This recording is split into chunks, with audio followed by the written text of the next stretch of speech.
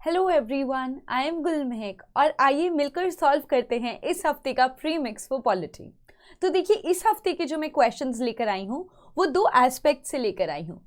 पहली बात तो ये कि आज जो हमें काफ़ी टाइम से हम जिस तरह से क्वेश्चंस लेकर आते रहे हैं कि हमें ऐसे लगता है ये क्वेश्चंस जो है प्रीलिम्स 2022 के हिसाब से बहुत इंपॉर्टेंट है, तो हम वो क्वेश्चंस को चूज़ कर लेते हैं। दूसरा हमारा अटेम्प्ट इसमें ये भी रहता है कि हम जो है आपको integrities of how to read the question properly, how to be calm in the paper and how to ensure कि जो है आप सही आंसर तक पहुंच पाएं by connecting it with real life examples, वो हम कैसे कर सकते हैं, वो जो है हमारे पूरे वीडियो का जो है कॉन्सेप्ट रहता है। So without due let us begin the lecture. तो before we begin with the lecture हम बात कर लेते हैं स्लीपी क्लासेस के इनिशिएटिव्स के बारे में। तो यहाँ क्या है जी, स्लीपी क्लासेस लेकर आ रहा है 50% of on all prelims 2022 courses, right. तो जैसे टाइम कम रह गया है और अभी आपको लगता है जैसे पर्टिकुलरली आपका करंट अफेयर्स जो है, तो उसमें आपको ऐसे लग रहा है कि you need to prepare more and you want to know more, और आपको भी लग रहा है कि अभी लूप होल्स हैं while you are attempting questions for current affairs. तो आप क्या कर सकते हैं, 60 आवर्स का स्लीपी क्लासेस का एक कॉम्प्रिहेंसिव जो है प्रोग्राम है 60+ आवर्स का, जहाँ पर सारे जितने भी करंट अफेयर्स हैं ऑफ ऑल सब्जेक्ट्स उनको बहुत डिटेल में कराया गया है। इन्हीं की जो है PDF भी अवेलेबल है, आप इक्वली जो है इसको साथ साथ रीड कर सकते हैं, मार्क कर सकते हैं। और अगर आपको लग रहा है कि कॉम्प्रिहेंसिव तैयारी तो हो गई है लेकिन टेस्ट सीरीज जो है अभी मुझे और देनी है, ताकि टेस्ट सीरीज से भी बहुत सारी इन्फॉर्मेशन जो है हमें मिलती है, जैसे कि हम अपने प्री मिक्स में देखते हैं, तो वो भी जो है आप ले सकते हैं, राइट। इसके अलावा आप क्या कर सकते हैं, जैसे फॉर इंस्टेंस अगर हम बात करें पूरे GS में, तो काफ़ी बार ऐसे लगता है कि किसी को मेरी ज्योग्राफी का, वर्ल्ड ज्योग्राफी बहुत वीक है, या मुझे एंशिएंट और मिडिवल हिस्ट्री जो है कवर करनी है। तो उस केस में आप क्या कर सकते हैं, आप सिर्फ हिस्ट्री का जो है बंडल ले सकते हैं, आप सिर्फ पॉलिटी का बंडल ले सकते हैं, सिर्फ इकोनॉमी का बंडल ले सकते हैं, बेस्ड ऑन अगर आपको ऐसे लगता है कि दिस पर्टिकुलर टीचर की मुझे ऐसे लग रहा है नोट्स भी बहुत अच्छे होंगे और उन्होंने काफ़ी अच्छा डिलीवर किया होगा कंटेंट, तो अभी जो है आप सिर्फ bundle courses of that particular subject जो है परचेज कर सकते हैं, राइट। तो वो तो था about the initiatives. Now let us begin with the premix for the week. और before we begin with the premix, इस बार मैं आपको ये बताना चाहूँगी कि जो भी हम एक्सप्लेनेशन सॉल्व करेंगे उसमें जो है हम बहुत सारा एडिशनल इन्फॉर्मेशन जो है हम कवर करने की कोशिश करेंगे। तो with that said and done, ऐसे करते हैं हम क्विकली जो है क्वेश्चंस देख लेते हैं कि क्या प्रकार के क्वेश्चंस जो है इस हफ्ते की प्रीमिक्स में आप देखेंगे। तो पहला क्वेश्चन जो है वो है about promoting cooperative federalism in India. तो देखिए, जब क्वेश्चन है कोऑपरेटिव फेडरलिज्म पर, तो आई होप आपको समझ में आता हो कि कोऑपरेटिव फेडरलिज्म क्या है। और अगर नहीं भी किसी बच्चे को समझ में आता कोऑपरेटिव फेडरलिज्म, तो एटलीस्ट फेडरलिज्म क्या है अगर वो भी अच्छे से क्लियर होगा, तो भी जो है क्वेश्चन जो है 100% सॉल्व हो जाएगा, ठीक है। तो अगेन आप अपना TV स्क्रीन या अपना लैपटॉप स्क्रीन जो है पॉज कीजिए एंड आंसर द क्वेश्चन, और फिर देखेंगे कि कौन सा क्वेश्चन जो है आप सही आंसर करते हैं और कितना जो है आपका फाइनल स्कोर रहता है। सो द नेक्स्ट क्वेश्चन अगर बात करूँ तो it is about union executive. यहाँ वाले क्वेश्चन में I am just warning you, read the question carefully. अगर हम क्वेश्चन सही से पढ़ते हैं तो क्वेश्चन का आंसर जो है बिल्कुल सही से दिया जाता है, राइट। तीसरा क्वेश्चन जो है इट इज़ अबाउट सिटीजनशिप। देखिए, सिटीजनशिप जो है काफ़ी चर्चा में रहा है टॉपिक, तो सिटीजनशिप से कुछ भी रिलेटेड कंसेप्चुअल क्वेश्चंस जो है हमसे पूछे जा सकते हैं, तो इसीलिए सिटीजनशिप को भी हम आगे जाके डिटेल में डिस्कस करेंगे। एंड अगेन आप रोक सकते हैं अपना स्क्रीन एंड आंसर कर सकते हैं इस क्वेश्चन को और क्वेश्चन नंबर 2 को भी। Now let's move forward and discuss ये पार्लियामेंट से रिलेटेड क्वेश्चन है। अगेन मैंने आपको पहले ही बताया था कुछ चैप्टर्स जो है मुझे ऐसे लगता है पॉलिटी में बहुत इंपॉर्टेंट है, और ये चैप्टर्स में से क्वेश्चंस आपके बिल्कुल गलत नहीं होने चाहिए। तो अगर मैं रेपिटेटिवली हर प्रीमिक्स के सीरीज में इन चैप्टर्स से क्वेश्चंस डाल रही हूँ, तो उसका सिर्फ एक ही ऑब्जेक्टिव है कि आप वो चैप्टर्स को जो है बहुत बार बहुत अच्छे से पढ़ लें, ठीक है। और यहाँ पर ध्यान रखना है, जैसे मैंने आपको बताया है कि इनकरेक्ट लिखा हुआ है, तो इसीलिए आप अपना आंसर जो है उसके हिसाब से मार्क कर दीजिएगा। Take your time, mark your answers and let me move on to the next question. तो देखिए, नेक्स्ट क्वेश्चन जो है that is about 9th schedule. अब ये वाला जो क्वेश्चन है, कुछ क्वेश्चंस मैंने ऐसे सिर्फ इसलिए रखे हैं क्योंकि देखिए ये है फैक्ट बेस्ड क्वेश्चन। तो अगर क्वेश्चन आता है तो बहुत अच्छी बात है, नहीं आता है तो फैक्ट बेस्ड क्वेश्चन में तुक्का लगाने का, किसी तरह से एलिमिनेशन लगाने का जो है बहुत कम चांसेस रहते हैं, राइट। हाँ, अगर आपको ये ऑलरेडी पता है कि 17th किस चीज़ से रिलेटेड है या 24th किस चीज़ से रिलेटेड है, फिर अलग बात है। लेकिन अगर आपको नहीं पता कौन सी अमेंडमेंट किस चीज़ से रिलेटेड है, तो ऐसे क्वेश्चंस को अवॉइड करेंगे, बिकॉज नेगेटिव मार्किंग भी जो है एक लेवल से ज़्यादा जो है हमें स्कोर जो है काफ़ी ज़्यादा लूज करवाती है, राइट। तो अब जो है आई होप आपने अपने आंसर्स मार्क कर दिए होंगे। आप मुझे अपने कमेंट सेक्शन में इसके बाद बताइएगा कि आपने कितने क्वेश्चंस जो है सही से मार्क किए और कितने जो है गलत हुए, और वो क्यों गलत हुए। ठीक है, तो पहले क्वेश्चन का डिस्कशन स्टार्ट करते हैं। विच ऑफ द फॉलोइंग प्रोविजंस जो है वो प्रमोट करता है कोऑपरेटिव फेडरलिज्म इन इंडिया। तो देखिए, क्वेश्चन है प्रोविजंस जो कि प्रमोट करते हैं कोऑपरेटिव फेडरलिज्म इन इंडिया, और ऑप्शन दे रखे हैं यहाँ zonal council, integrated judicial system, presence of Rajya Sabha in the parliament, and presence of legislative council in the state legislature, right. तो आई होप आपने अपने सही आंसर्स मार्क कर दिए होंगे। तो जानते हैं इसका सही आंसर क्या है। तो जिन भी लोगों ने डी ऑप्शन मार्क किया था वो जो है बिल्कुल सही ऑप्शन है, राइट। तो पहले अब बात कर लेते हैं, हमने टर्म देखा था कोऑपरेटिव फेडरलिज्म, और क्वेश्चन पूछ रहा था इनमें से जो नीचे दी हुई चीजें हैं उनमें से कौन सी चीजों से जो है कोऑपरेटिव फेडरलिज्म जो है प्रमोट होता है, राइट। तो कोऑपरेटिव फेडरलिज्म जानने से पहले बहुत इंपॉर्टेंट होता है कि हमें समझ में आए व्हाट इज फेडरलिज्म। तो देखिए, फेडरलिज्म जो है वो एक सिस्टम है जहां पर एक होता है सेंट्रल यूनिट और उसके नीचे बनाए जाते हैं रीजनल यूनिट्स, राइट। तो जहां पर ऐसा स्ट्रक्चर होता है जहां पे पूरी पावर जो है सिर्फ सेंट्रल यूनिट के पास नहीं है, but there is a share और there is a division of powers between the central and the regional units, right. तो वहां पर जो हम बात करते हैं, जिस स्ट्रक्चर की हम बात करते हैं, वो स्ट्रक्चर होता है फेडरेशन। अंडरस्टूड। अब बात करते हैं फेडरेशन कैसे बनता है। तो देखिए, फेडरेशन दो तरह से बन सकता है, एक तो होता है बाय वे ऑफ इंटीग्रेशन और एक होता है by way of disintegration. Integration होता है जब बहुत सारे स्मॉल मिलिटरीली वीक स्टेट्स जो हैं मिलकर जो हैं एक सेंटर को जो है बनाते हैं।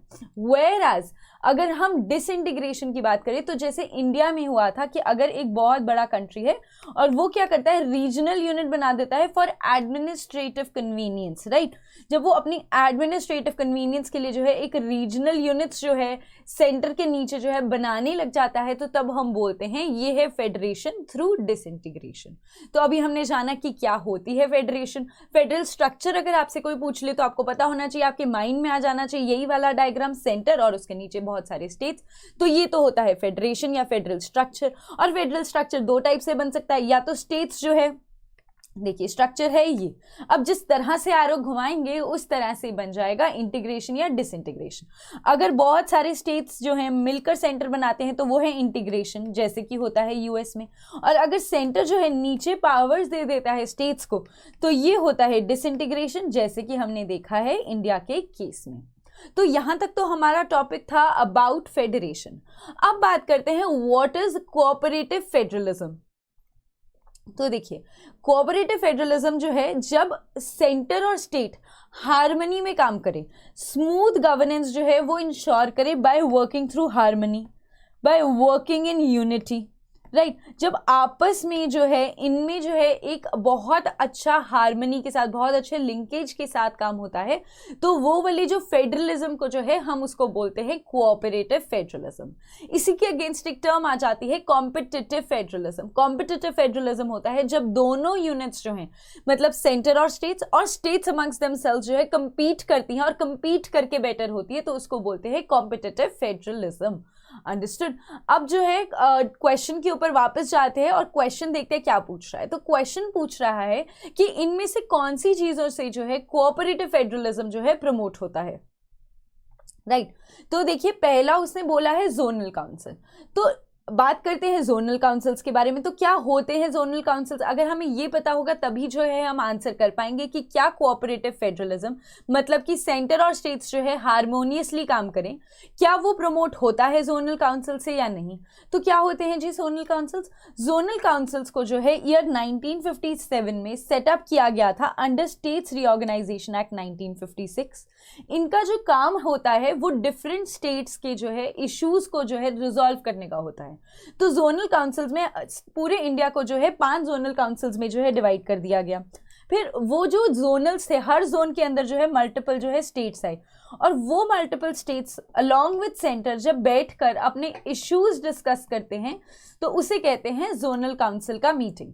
ठीक है, जोनल काउंसिल जो होता है उनको हेड करते हैं union home minister as chairman, और इनके जो मेंबर्स होते हैं और इनके जो वाइस चेयरमैन होते हैं वो होते हैं जो chief ministers of the states होते हैं, वो on rotational basis every year क्या बन जाते हैं, उसके वाइस चेयरमैन बन जाते हैं। तो देखिए कोऑपरेटिव फेडरलिज्म होता है जब सेंटर और स्टेट हार्मोनियसली काम करें, और जोनल काउंसिल बनाया ही इस पर्पस के लिए गया है कि सेंटर और स्टेट में जो है हार्मोनियस रिलेशंस जो है मेंटेन रहे, कोई ग्रीवियंसेस हैं तो वो बात से सॉर्ट आउट कर ले। तो it is basically a forum where centre and state talk out their grievances और एड्रेस ईच अदर्स कंसर्न। तो डेफिनेटली हमारे आंसर में जो है जोनल काउंसिल तो आएगा ही आएगा। अंडरस्टूड। अब दूसरा जो ऑप्शन है उसको चेक कर लेते हैं। तो the second option is about integrated judicial system. Again जो ऑप्शन है उसका भी मतलब समझ में आना चाहिए यहाँ पर भी। तो क्या होता है इंटीग्रेटेड जुडिशियल सिस्टम? तो देखिए जो जुडिशियल सिस्टम होता है ना, हमारे पास 2 टाइप का होता है। एक तो होता है इंडिपेंडेंट जुडिशियल सिस्टम, एक होता है इंटीग्रेटेड जुडिशियल सिस्टम। जब मैं बात करती हूँ इंडिपेंडेंट जुडिशियल सिस्टम की, इंडिपेंडेंट का मतलब होता है कि जो जुडिशरी है it has equivalent powers as the legislature and as the executive. तो इसलिए जो है तीनों जो है एक दूसरे के डोमेन में नहीं आ सकते, और जुडिशरी जो है इफेक्टिव चेक अपॉन रख सकती है, इफेक्टिव चेक रख सकती है on the activities of the legislature and the judiciary and the executive, right? तो ये तो था इंडिपेंडेंट जुडिशरी। लेकिन जब मैं बात करती हूँ इंटीग्रेटेड जुडिशरी के बारे में, तो इंटीग्रेटेड जुडिशरी का मतलब होता है system of courts which are in hierarchy, कि मतलब नीचे होंगे डिस्ट्रिक्ट कोर्ट, उसके ऊपर होगा हाई कोर्ट, उसके ऊपर होगा सुप्रीम कोर्ट। तो ये तो आ जाता है इंटीग्रेटेड जुडिशरी, और ये जो हमने बात की ये थी independent judiciary, this was integrated judiciary, right. तो जब मैं बात करती हूँ इंडिपेंडेंट जुडिशरी की, तो देखिए अगर जुडिशरी जो है इंडिपेंडेंट होगी तो वो क्या करेगी, तो ये जो है कॉन्स्टिट्यूशनल सुप्रीमेसी इंश्योर करेगा और अलाउ करेगा कि जुडिशरी जो है मतलब फेयर और बैलेंस तरीके से जो है सेंटर और स्टेट के बीच का जो मसला है उसको सुलझा सके, या बिटवीन द स्टेट्स के जो बीच में जो इश्यूज हैं उसको जो है रिजॉल्व कर सके। तो देखिए अगर जुडिशरी इंडिपेंडेंट होगी, इंडिपेंडेंट का क्या मतलब है कि वो एक फेयर तरीके से सेंटर वर्सेस स्टेट के जो भी इश्यूज है या जो भी केस आता है उसको अच्छे से रिजॉल्व कर पाए। Whereas जब हम बात करते हैं इंटीग्रेटेड जुडिशरी की, तो यहाँ पर हम बात करते हैं कि यहाँ पर एक सिंगल सिस्टम ऑफ कोर्ट होता है जो कि इन्फोर्स करता है both centre as well as the state laws. तो देखिए यहाँ से जो है हमें ये पता चल गया कि इंडिपेंडेंट जब जुडिशरी होगी तो वो क्या करेगी, वो harmonious functioning of centre and state में क्या करेगी, असिस्ट करेगी। वो कैसे करेगी, क्योंकि जो है वो एक फेयर तरीके से जो है एक आउटकम लेकर आ पाएगी to address the grievances between centre and states and amongst the states themselves. लेकिन हमारे ऑप्शन में क्या लिखा हुआ है, हमारे ऑप्शन में यहां लिखा हुआ है इंटीग्रेटेड जुडिशियल सिस्टम। यहां होना क्या चाहिए था, यहां दोस्तों होना चाहिए था इंडिपेंडेंट जुडिशियल सिस्टम। आई होप आपको यहां तक समझ में आ चुका होगा, राइट।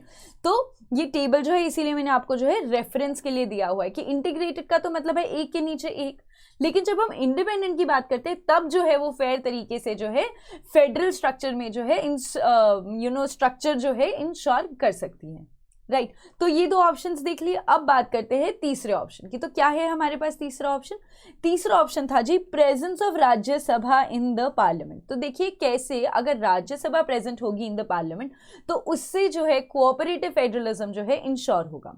क्यों, क्योंकि हम सब जानते हैं जो राज्यसभा है वो क्या करती है, वो रिप्रेजेंट करती है स्टेट का interest in the Indian federation system. तो जो स्टेट्स का इंटरेस्ट है उसको पार्लियामेंट में कौन रिप्रेजेंट करता है, वो रिप्रेजेंट करती है राज्यसभा। तो इसीलिए राज्यसभा क्या करती है, वो फेडरल इक्विलिब्रियम इंश्योर करती है by protecting the interest of the states against undue interference of the centre. तो जब वो स्टेट्स का हक रख रही है at a central level pedestal, तो वो क्या हो जाएगा, वो कोऑपरेटिव फेडरलिज्म को क्या करेगी, अगेन प्रमोट करेगी। तो इसीलिए जो है थर्ड ऑप्शन जो है सही है। लेकिन जब मैं बात करूँ फोर्थ ऑप्शन के बारे में, यहाँ पे काफ़ी जने जो है कंफ्यूज हो जाते हैं। लेकिन तो ये वाला ऑप्शन जो है अगेन ध्यान से स्टडी कर लेते हैं।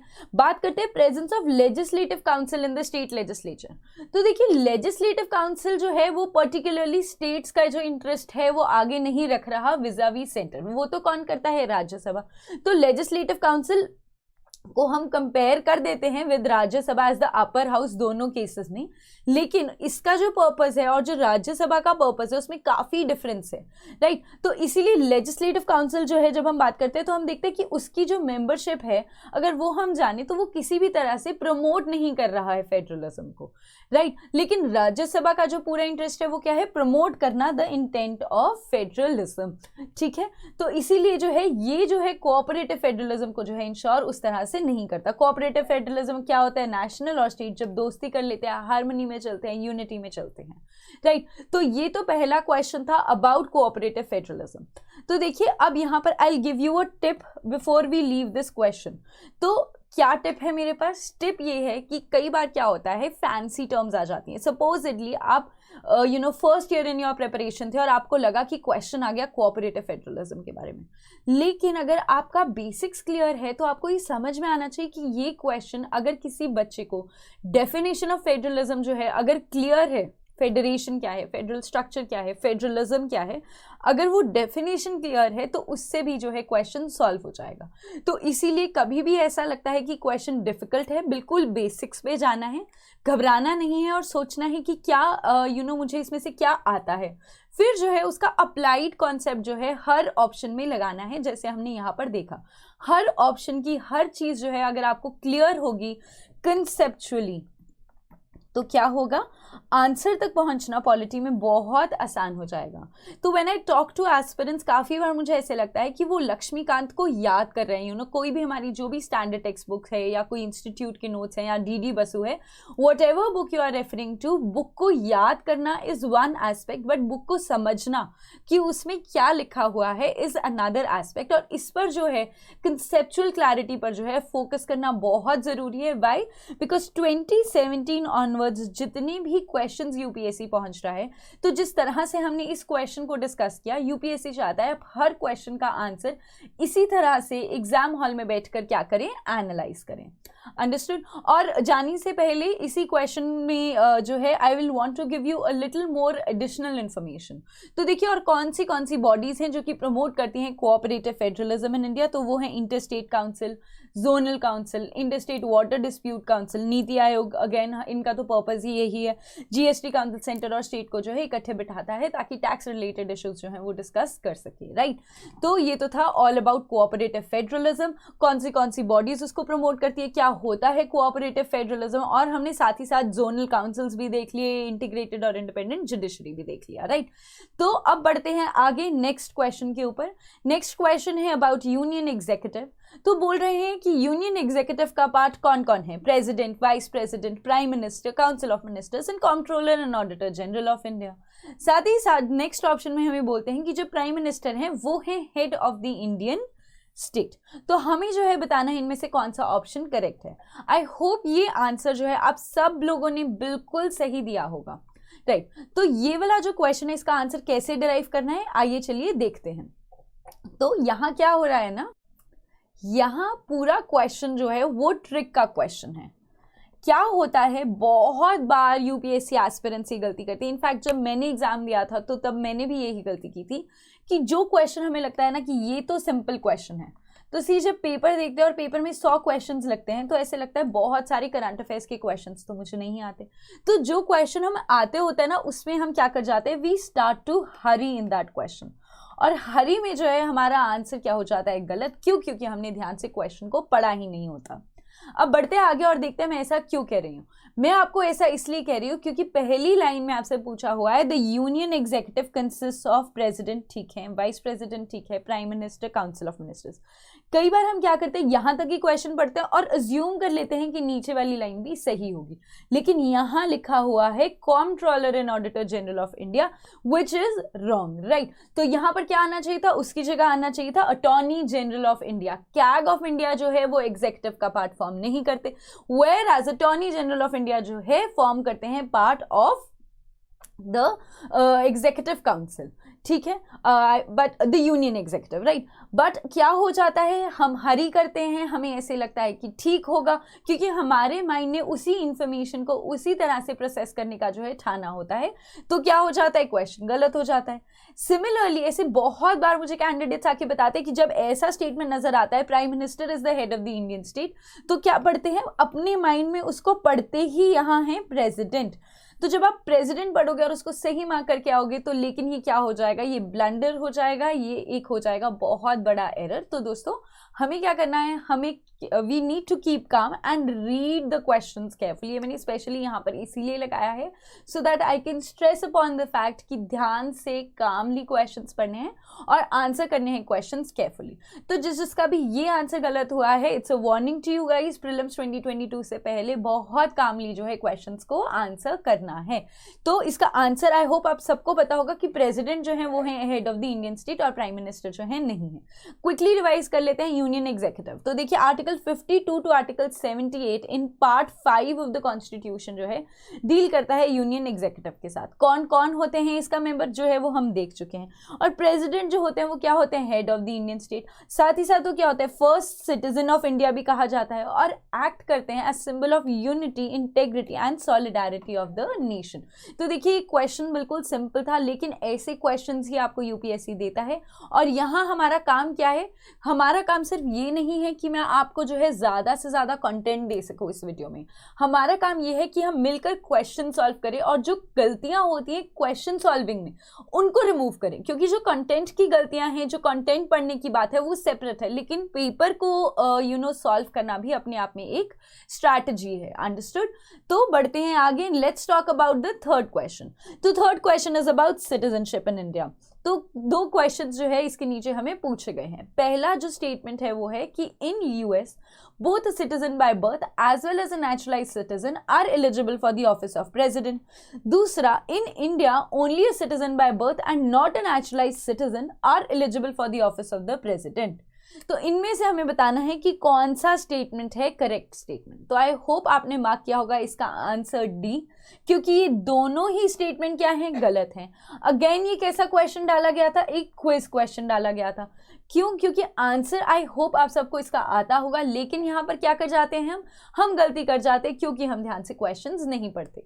साथ ही साथ मैंने इसको इसीलिए भी डाला था क्योंकि सिटीजनशिप जो है बहुत हॉट टॉपिक रहा है, पिछले 2 साल से कॉन्स्टेंटली न्यूज़ में बना हुआ है। तो इसी क्वेश्चन के थ्रू मैं क्या करना चाहूँगी, मैं आपको सिटीजनशिप का जो चैप्टर है वो भी क्विकली रिवाइज करवाना चाहूँगी। एटलीस्ट उसके इंपॉर्टेंट प्रोविजंस जो है हम देख लेते हैं इस वीडियो में। तो देखिए पहली बात तो क्या है, इंडिया में both a citizen by birth और जो सिटीजन बाय नेचुरलाइजेशन है दोनों को अलाउड है to be eligible for the office of president. लेकिन यूएस में only a citizen of birth जो है बन सकते हैं व्हाट यू कॉल प्रेसिडेंट, मतलब होल्ड कर सकते हैं important position of the president etcetera. लेकिन इंडिया में जो है दोनों citizen by birth and citizen by naturalisation जो है होल्ड कर सकते हैं ये ऑफिस। तो इसीलिए जो ऊपर वाली 2 स्टेटमेंट्स आपको दी गई थी दोनों ही क्या थी, गलत थी। अब क्विकली जो है एडिशनल इंफॉर्मेशन के बारे में बात करते हैं। तो देखिए ऐसे कौन से कॉन्स्टिट्यूशन राइट्स और प्रिविलेजेस ऑफर करती है जो सिर्फ सिटीजन्स ऑफ इंडिया को दिए जाते हैं, लेकिन जो फॉरेनर्स हैं उनको जो है वो नहीं दिए जाते। तो पहला तो आ जाता है the right against discrimination on grounds of religion, race, caste, sex और प्लेस ऑफ बर्थ, मतलब आर्टिकल 15। दूसरा आर्टिकल 16 जो कि equality in opportunity in matter of public employment के बारे में बात करता है। तीसरा इसमें आ जाता है right to freedom of speech and expression, article 19 में जो चीज़ें हम देखते हैं। फिर कल्चरल एंड एजुकेशनल राइट्स जो हम आर्टिकल 29 एंड 30 में देखते हैं। तो देखिए ये अपने आप में जो है एक क्वेश्चन आपसे बन सकता है कि आपको जो है आर्टिकल्स दे देंगे, जैसे आर्टिकल 14, 15, 16 एंड आर्टिकल 17, और बोलेंगे इनमें से कौन सा जो आर्टिकल है वो सिर्फ जो है सिटीजन्स को जो है राइट देता है, लेकिन फॉरेनर्स को जो है वो राइट नहीं देता है। तो यहाँ पर जो है कंफ्यूज नहीं होना है, इसीलिए जो है इसका भी रिवीजन साथ साथ में हम कर रहे हैं। और कौन से दूसरे राइट हैं जो सिटीजन्स को ही दिए गए हैं? एक तो है the right to vote in election, एक है right to contest for the membership of parliament and state legislature, and eligibility to hold important public offices in India, जैसे कि प्रेसिडेंट, वाइस प्रेसिडेंट, जजेस of the supreme court and high court, governor of the state हो गया, attorney general of India हो गया, and advocate general of the state. Understood? तो ये भी जो अपने आप में जो ये चीज़ें हैं, ये इनसे भी जो है आपसे सवाल आ सकता है, तो इसीलिए जो है हमने इनको साथ में कवर कर लिया। अब क्या करते हैं, क्विकली जो है सिटीजनशिप देख लेते हैं। तो देखिए कॉन्स्टिट्यूशन में article 5 to 11 under part 2 of the constitution जो है डील करता है सिटीजनशिप के साथ। और कॉन्स्टिट्यूशन क्या करती है, वो सिर्फ आइडेंटिफाई करती है कौन जो था सिटीजन बन गया था at the commencement of the constitution. मतलब जब जनवरी 26, 1950 को कॉन्स्टिट्यूशन का कमेंसमेंट होता है, तो which of the people as पर criteria specified in the constitution will be considered as citizens of India. लेकिन कॉन्स्टिट्यूशन की कमेंसमेंट के बाद सिटीजनशिप को जो है कैसे उसका एनैक्टमेंट होगा, किसको एक्विजिशन किसको दी जाएगी, किससे रिमूव की जाएगी, वो सारी पावर दे दी इन्होंने पार्लियामेंट को टू डिसाइड बाय लॉ। तो पार्लियामेंट ने इसके तहत कौन सा लॉ बनाया, सिटीजनशिप एक्ट 1955, जिसमें क्या दिया गया कि क्या है method of acquisition of citizenship, कैसे जो है आप सिटीजनशिप जो है एक्वायर कर सकते हैं। तो क्या क्या तरीके हैं, by birth, bye decent, bye registration, bye naturalisation and incorporation of territory. और साथ ही साथ बात आ जाती है कि सिटीजनशिप जो है लूज कैसे हो सकती है, अगर आप खुद से रिनाउंसिएट कर दें, अगर टर्मिनेशन हो जाए, या बाय डेप्रिवेशन, राइट। इनके ऊपर जो है बहुत ज़्यादा डिटेल में चर्चा जो है अभी नहीं करेंगे, क्योंकि हमारा जो पूरा कॉन्सेप्ट है वो क्या है अभी प्रीमिक्स का। लेकिन just because I wanted to give you a quick revision, तो हमने यहाँ पर इसको डिस्कस कर लिया, राइट। बढ़ते हैं आगे and let's move on to our next question. देखिए ये वाले जो क्वेश्चंस है ना, यहाँ पर क्या होता है, काफ़ी बार कैंडिडेट्स मुझे आके बोलते हैं कि मैम पार्लियामेंट वाला जो चैप्टर है ना हमें बहुत मुश्किल लगता है। तो आई टेल देम कि देखिए जो चीज़ इंपॉर्टेंट है वो तो याद करनी ही करनी है। तो अगेन इस क्वेश्चन को भी इसीलिए डाला गया है कि एक तो आपकी रिविजन हो जाएगी, दूसरा जब हम कोई क्वेश्चन गलत करते हैं ना तो फिर वो क्वेश्चन का आंसर हमें लाइफ लॉन्ग याद रहता है, राइट। तो जब डिस्कशन से गलत करते हैं तब तो डेफिनेटली ही याद रहता है। सो इसीलिए जो है ये क्वेश्चन यहाँ पे आपको दिया गया है। तो देखिए क्वेश्चन पूछता है डिवाइसेस ऑफ पार्लियामेंट्री प्रोसीडिंग्स के बारे में। इंपॉर्टेंट टॉपिक है, यूपीएससी इस पे क्वेश्चन जो है प्रीवियस ईयर्स में काफ़ी बार जो है पूछ चुका है, तो इसको क्या करेंगे अच्छे से कवर कर लेंगे, राइट। तो पहला ऑप्शन क्या है कि जो अनस्टार्ड ऑप्शंस होते हैं, जो अनस्टार्ड क्वेश्चंस होते हैं इन द पार्लियामेंट, उनका देना पड़ता है रिटन आंसर, और उसके साथ क्या होता है सप्लीमेंट्री क्वेश्चंस जो है वो नहीं पूछे जा सकते। दूसरी बात क्या है, जो 0R है it is not mentioned in the rules of procedure. अब यहाँ पर बहुत ध्यान देने वाली बात क्या है, जी हाँ यहाँ पर इनकरेक्ट पूछा गया है। तो अगर आप आंसर मार्क करके आ रहे हैं बोथ 1 and 2 तो वो क्या हो जाएगा, गलत हो जाएगा। क्यों? क्योंकि इसका आंसर हो जाएगा none of the above, right. तो क्विकली क्या करते हैं, डिवाइसेस ऑफ पार्लियामेंट्री प्रोसीडिंग्स को जो है याद कर लेते हैं।